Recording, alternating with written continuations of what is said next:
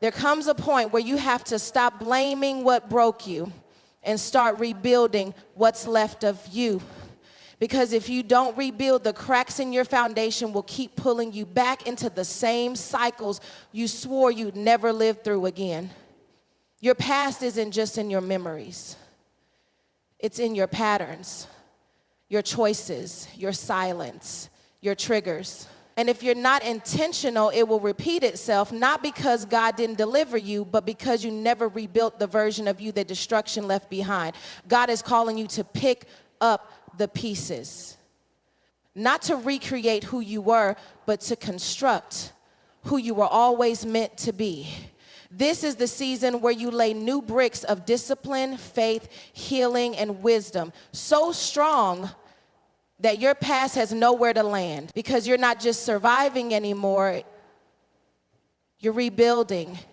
And this time, the foundation will hold.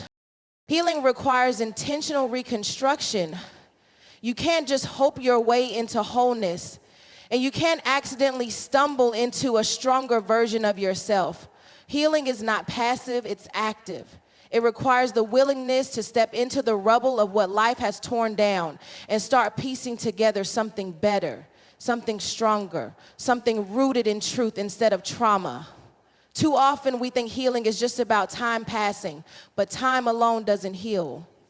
It only creates distance. Distance from the pain doesn't mean you've recovered from it.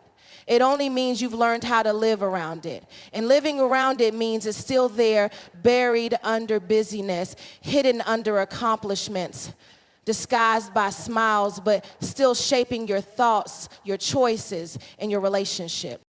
Intentional reconstruction means you don't just cover the wound, you clean it. You deal with the infection. You strip away what's damaged, even when it hurts, so you can rebuild on a solid foundation. It's like renovating a house. If the structure has been compromised, you can't just paint over the cracks. You have to strip down to the studs, replace what's rotted, and reinforce what's weak. And that process is messy. It's uncomfortable. It's slower than you want it to be. But it's the only way to ensure that what you're building will last. In the spiritual sense, intentional reconstruction begins with honesty. You can't fix what you refuse to acknowledge. You can't heal from what you keep minimizing. You have to name the hurt, the betrayal, the mistake, the pattern, the wound. You have to be willing to say, this broke me, without shame and without pretending it didn't matter. God doesn't heal the version of you you pretend to be. He heals the real you. The one willing to stand in the truth of what happened. That truth isn't there to imprison you. It's there to set you free. But freedom only comes when you're honest about the chains. Healing also requires vision. You have to know what you're rebuilding toward. If you don't have a clear vision of who you want to become, you'll end up recreating the same version of yourself you were before you broke. And that version wasn't strong enough to withstand what came against you. Vision gives you a blueprint. It's not enough to say, I want to be better. You have to know what better looks like. Does it mean having boundaries you didn't have before? Does it mean developing self-control where you used to be impulsive? Does it mean learning how to walk away from toxic relationships before they destroy you? Your vision determines your structure, and your structure determines whether your healing holds. Intentional reconstruction also means inviting God into the process daily. Healing is not just about psychological repair, it's about spiritual renewal.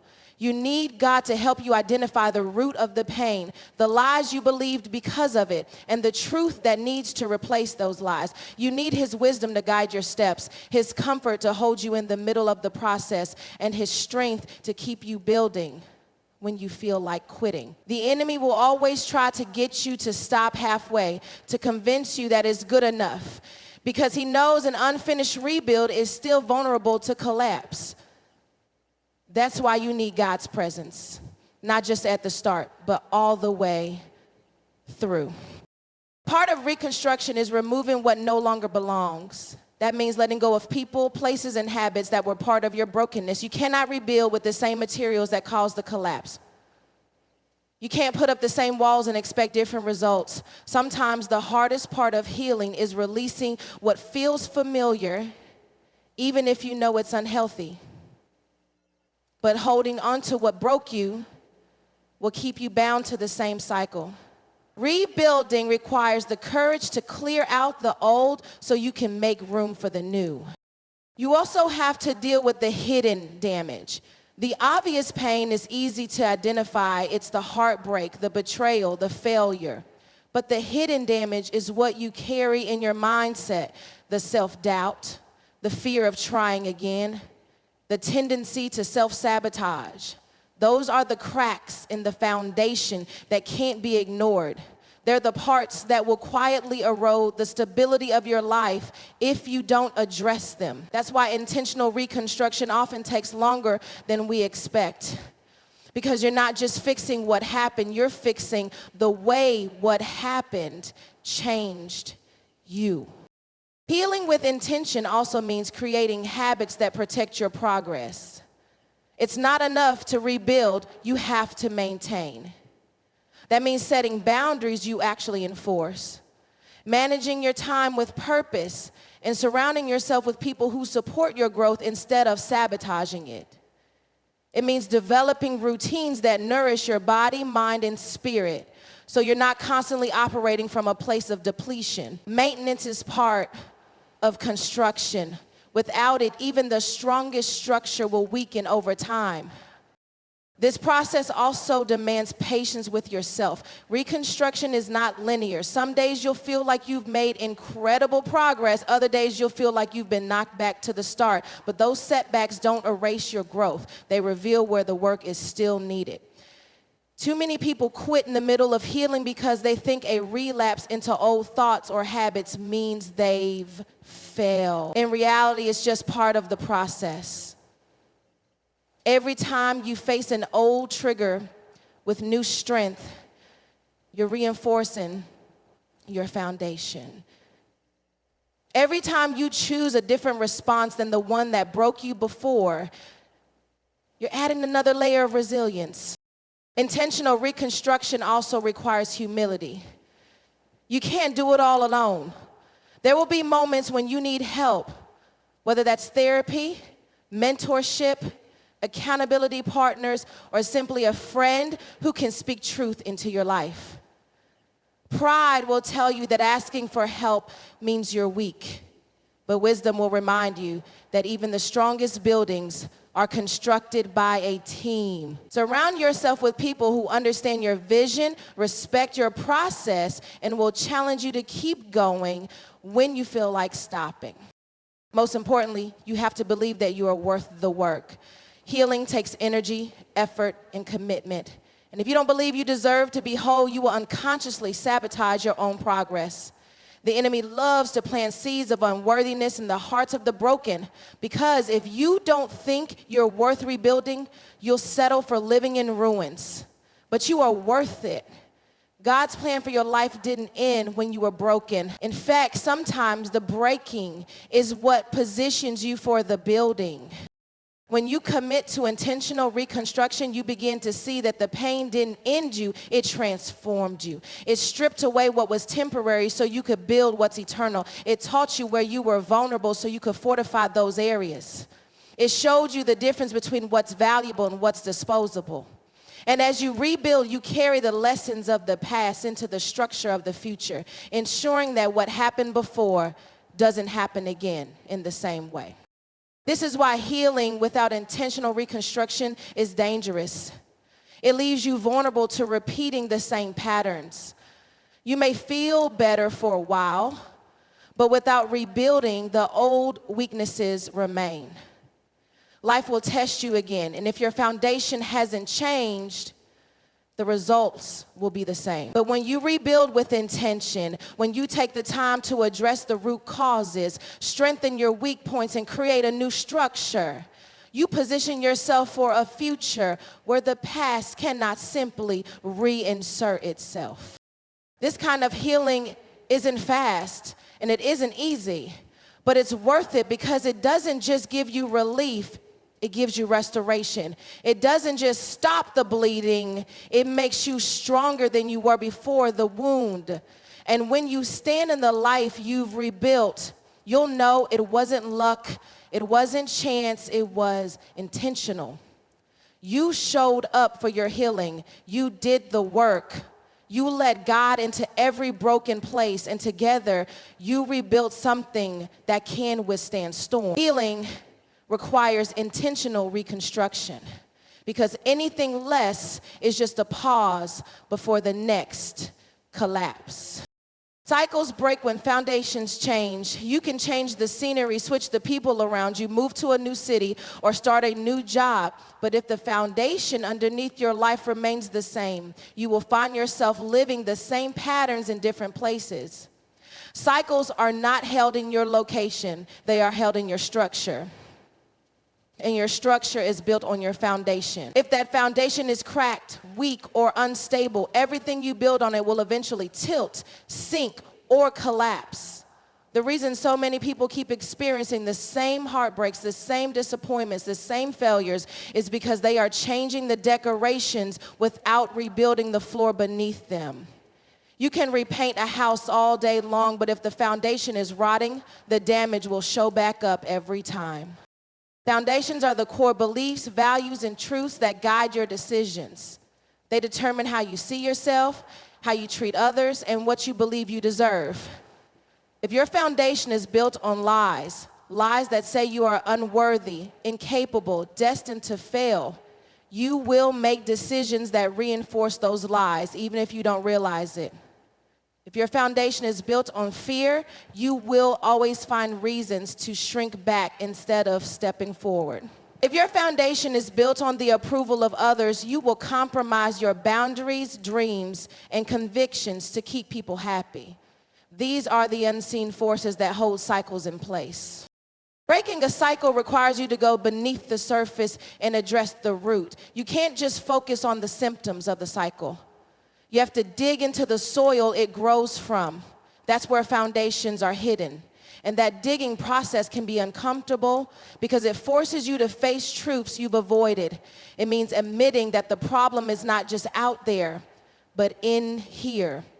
It means taking responsibility for the choices you've made and the mindsets you've carried. It means being willing to let go of old ways of thinking, even if those ways have been with you for years. When God begins to break cycles in your life, He doesn't start with the visible, He starts with the invisible. He will address the beliefs you've carried since childhood, the words that shaped your self-pity, the patterns you inherited from family or past environments. He will bring to light the fears that have driven your decisions and the insecurities that have limited your reach. At first, it may feel like He is dismantling everything you know, but what He's really doing is tearing down a faulty foundation so He can lay a new one. Changing your foundation is not an overnight task. It takes intentional work and consistent effort. You have to renew your mind daily, replacing old lies with God's truth. You have to identify the triggers that pull you back into familiar cycles and develop new responses that align with your new foundation. You have to practice new habits that reinforce where you're going instead of where you've been. Every decision you make either strengthens your new foundation or weakens it. That's why awareness is so important, because you can't change what you don't acknowledge. Sometimes breaking a cycle means confronting generational patterns. You may have grown up seeing certain behaviors, beliefs, or financial habits modeled so consistently that they felt normal. But normal doesn't always mean healthy. If your foundation was built in a home where dysfunction was the norm, you have to make a conscious choice to build something different. And that choice will require sacrifices. You may have to disappoint people who are comfortable with the old way. You may have to distance yourself from voices that keep calling you back to the familiar. You may have to endure loneliness for a season while you solidify your new foundation. Cycles also break when your foundation is aligned with God's word. Scripture becomes the blueprint for your rebuild. Instead of basing your worth on past mistakes, you base it on the truth that you are fearfully and wonderfully made. Instead of building on fear, you build on the assurance that God has not given you a spirit of fear, but of power, love, and a sound mind. Instead of relying on human approval, you stand on the truth that if God is for you, who can be against you? When your foundation is rooted in unshakable truth, the storms of life can come, but they cannot destroy what you've built. Breaking cycles also means being willing to slow down. Sometimes we are so eager to move forward that we build too quickly on a foundation that isn't ready, but speed without stability leads to collapse. If you want to break cycles for good, you have to be willing to pause and let God strengthen your base. That might mean stepping away from certain opportunities until your character, discipline, and faith are strong enough to hold them. It might mean turning down good things so you're ready for the right things. It's also important to understand that breaking cycles isn't just about stopping something, it's about starting something new. A cycle is a loop, and when you break it, you have to fill the space with new patterns. If you remove a destructive habit, but don't replace it with a healthy one, the old habit will eventually return because the foundation hasn't shifted. This is why some people find themselves repeating the same mistakes. They stop the action temporarily, but never replace the underlying structure that supported it. Accountability is another key in changing your foundation. Sometimes you can't see the cracks because you've been standing on them for so long. Having trusted voices who can speak truth into your life, challenge your blind spots, and hold you to your new standard is invaluable. God often uses people to help us maintain the integrity of the foundation He's building in us. Those voices won't always tell you what you want to hear, but they'll tell you what you need to hear to keep the cycle from starting again. Breaking cycles is spiritual warfare. The enemy loves to keep people trapped in patterns that prevent them from walking in their calling. Every time you choose to respond differently, think differently, or speak differently, you're waging war against those cycles. You're declaring that your past will not dictate your future. You're proving that you can be the one in your family, your community, or your generation who changes the narrative. That's why it's so important to guard your foundation, because if the enemy can weaken it, he can restart the cycle. When your foundation changes, you'll notice that the same situations that once tripped you up no longer have the same power over you. The same temptations that used to pull you back will lose their grip. You'll begin to respond with wisdom where you once reacted with emotion. That's evidence that the cycle is breaking. And the more you strengthen your foundation, the harder it becomes for the old patterns to return. The truth is, cycles don't break just because you want them to. They break because you've built something so solid that the old structure can't attach itself anymore. They break because you've replaced lies with truth, weakness with strength, fear with faith, and compromise with conviction. They break because you've decided that your future is worth the hard work of rebuilding. And once your foundation changes, you don't just end the cycles in your own life. You set a new standard for everyone connected to you. Wisdom from the past fuels strength for the future. Every mistake, every heartbreak, every detour you've taken carries a lesson inside it. But those lessons only benefit you if you are willing to extract them and apply them. Too many people try to outrun their past, pretending it never happened, or burying the pain so deep they never have to think about it again. But ignoring the past doesn't erase it. It just robs you of the wisdom it carries. What you've been through has value, not because the pain was good, but because what you learned from it can make you stronger, sharper, and more discerning for the road ahead. If you refuse to face it, you'll keep repeating it. If you learn from it, you'll start using it as a tool to build the life God intended for you to live. Wisdom is different from knowledge. Knowledge is information. Wisdom is the ability to apply that information in the right way, at the right time, for the right reason. Your past has given you knowledge. You know what betrayal feels like. You know what it means to lose something important. You know the weight of disappointment. But wisdom is when you take that knowledge and use it to recognize red flags sooner, set stronger boundaries, and choose differently so you don't fall into the same traps again. Wisdom takes the sting out of the pain because it allows the pain to serve a purpose. Sometimes the reason people find themselves back in the same situations is because they refuse to acknowledge their part in what happened before. It's easier to blame other people or circumstances, but true wisdom comes when you're willing to take an honest look at yourself. Where did I ignore the warning signs? Where did I compromise my values? Where did I move too fast or hold on too long? These are hard questions, but they are the ones that strengthen your future. When you can identify where your decisions open the door for the wrong outcome, you can close that door for good. The past is also your teacher in discernment. The more you reflect on what you've experienced, the better you become at reading situations and people accurately. You start to notice subtle patterns, small inconsistencies, and familiar dynamics that you might have missed before. That discernment is one of your greatest defenses for the future. It keeps you from wasting time in relationships, opportunities, or environments that don't align with your purpose. But discernment only develops if you're willing to slow down and reflect on the lessons your past has already given you. Wisdom from the past also builds resilience. Once you've survived certain storms, you no longer fear the rain. You know that even if life hits hard, you can get back up because you've done it before. That resilience makes you bolder in your pursuit of what God has for you. It silences the voice of fear that tries to convince you that you can't handle failure or setbacks. You've already faced worse and you came out stronger. That confidence doesn't make you reckless. It makes you courageous in a way that's grounded in reality. One of the most powerful things you can do with wisdom from the past is to turn it into strategy. Your past failures can become a playbook for your future success.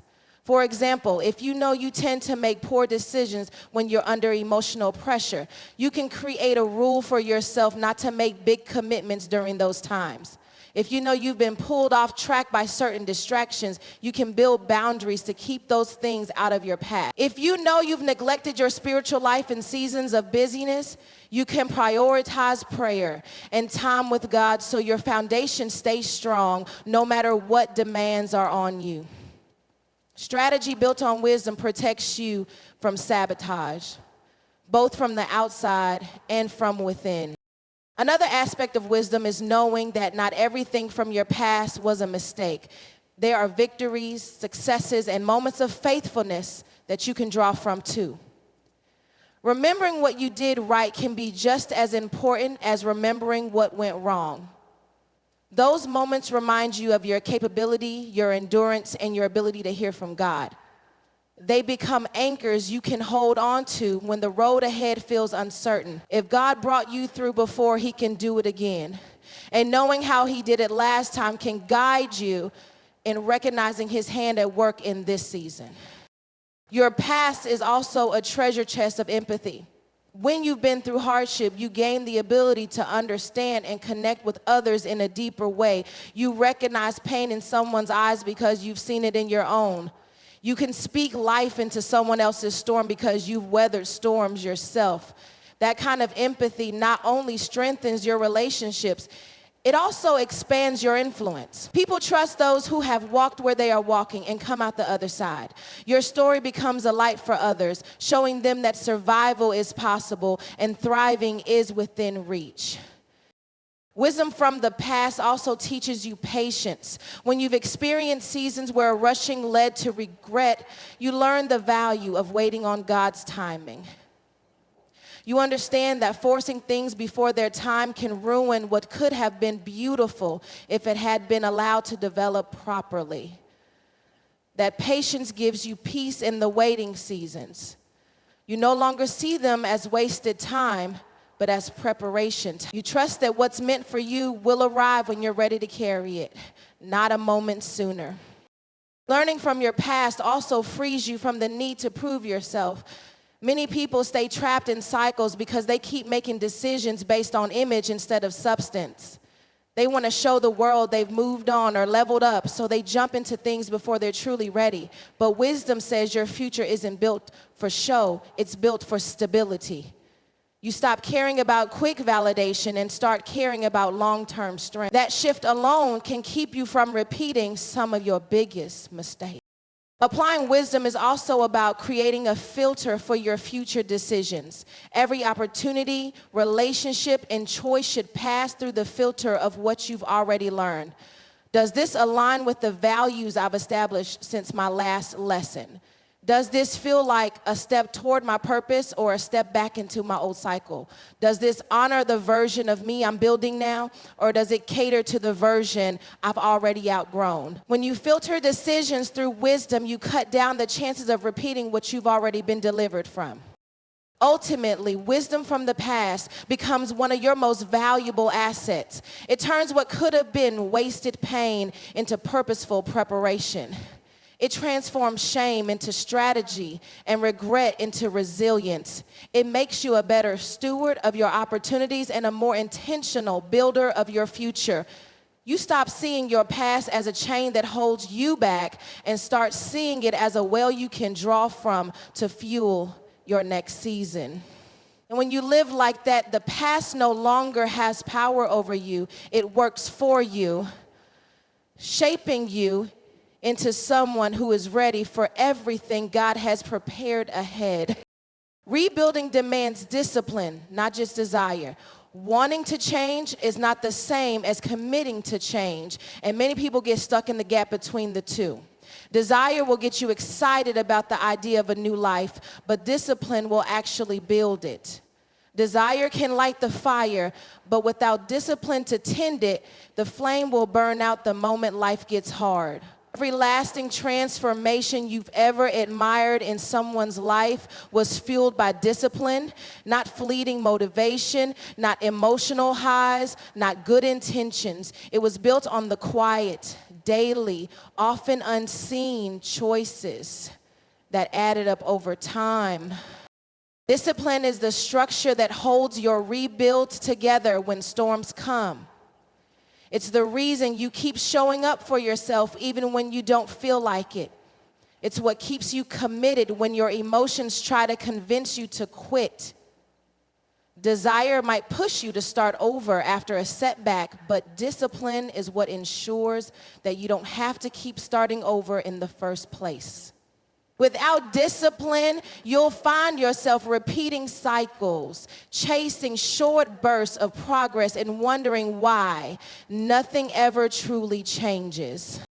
When you're rebuilding after a painful season, discipline becomes even more important because the process will test you in ways you don't expect. You'll have moments when it feels easier to fall back into what's familiar instead of pressing toward what's better. The old habits, relationships, and mindsets will try to pull you back because they are comfortable, even if they were destructive. Discipline is what allows you to choose what's right over what's easy. It reminds you that comfort isn't the goal, growth is. And growth is rarely comfortable. Discipline requires you to create systems that support your rebuild. You can't just hope you'll make the right choice in the moment. You have to design your life in a way that makes the right choice easier to make. That might mean setting clear boundaries around your time and energy so you can focus on your priorities. It might mean removing triggers that pull you back into old patterns. It might mean committing to a daily routine that aligns with the version of yourself you're becoming. These systems create an environment where discipline can thrive, even on the days when your desire is weak. A disciplined rebuild also requires you to tell yourself the truth. You have to be willing to call out your own excuses and hold yourself accountable. It's easy to explain away your lack of progress by blaming circumstances or waiting for the right time. But discipline doesn't make excuses. It makes adjustments. It works with what it has. When you're disciplined, you stop relying on willpower alone and start relying on structure, commitment, and consistency. Discipline also helps you handle setbacks differently. When you're only driven by desire, a setback can feel like the end of the road. You lose motivation, and because motivation was the only thing keeping you going, you quit. But when you're disciplined, a setback is just feedback. You learn from it, adjust, and keep moving. The goal isn't perfection, it's progress. Discipline keeps you in the game long enough for progress to compound into transformation. One of the hardest truths about rebuilding is that there will be days when you don't feel like doing the work. You won't feel motivated, you won't feel strong, and you won't feel excited. But discipline doesn't ask how you feel, it asks what you've committed to. Those days when you push through without the energy, without the mood, without the spark are the days that shape you the most. And they prove to you that your rebuild isn't dependent on fleeting emotions. It's anchored in an unshakable decision. Discipline also demands focus. You can't rebuild while scattering your energy across too many things. You have to know what matters most and give it your best effort. That means saying no to good things so you can say yes to the right things. It means resisting distractions that promise quick gratification but pull you away from your long-term goals. In a world that constantly competes for your attention, discipline is the filter that keeps you aligned with your vision. When you practice discipline, you also strengthen your self-trust. Every time you keep a promise to yourself, you reinforce the belief that you can rely on you. This self-trust is crucial for rebuilding because it's what gives you the confidence to keep going even when external validation is absent. If you've spent years breaking promises to yourself, rebuilding will require a season of proving to yourself that this time is different. And that proof will only come through disciplined action. Discipline is also deeply spiritual. The Bible speaks of self-control as a fruit of the Spirit, and that means it's not just a personality trait, it's a divine empowerment. When you invite God into your rebuild, He strengthens your ability to stay committed to the process. Prayer, fasting, studying the Word, and surrounding yourself with godly community all fuel the kind of discipline that is anchored in something greater than your own strength. Because the truth is, there will be days when your own strength runs out, but God's strength never does. Part of discipline is learning to manage your expectations. Rebuilding takes time, and discipline reminds you to be patient with the process. It keeps you from demanding instant results and teaches you to value incremental progress. It helps you celebrate small wins, knowing that each one is a brick in the structure you're building. Without discipline, impatience will tempt you to abandon the process because you can't see the full picture yet. But discipline keeps you steady, trusting that every step forward is worth it. Discipline also helps you protect what you're building. Once you start making progress, you'll face new challenges, opportunities that look good but aren't aligned, people who don't understand your growth, temptations to relax your boundaries because things are going well. Without discipline, it's easy to loosen your grip and slip back into the very things you worked so hard to leave behind. Discipline acts like a guard at the gate of your rebuild, ensuring that only what aligns with your vision and values gets in. In the process of rebuilding, discipline will feel like sacrifice. You'll have to give up certain comforts, habits, and even relationships that can't go with you where you're headed. But every sacrifice you make for the sake of your rebuild is an investment in your future. Discipline teaches you to see the trade-off not as loss, but as preparation. You're not just letting go of something, you're making room for something better. Over time, discipline becomes part of your identity. It's not just something you do, it's who you are. You become the kind of person who follows through, who honors commitments, who doesn't need external pressure to do what's necessary. And when discipline becomes part of who you are, the life you're rebuilding isn't fragile, it's fortified. It's built to last because it's supported by habits and systems that won't crumble under pressure.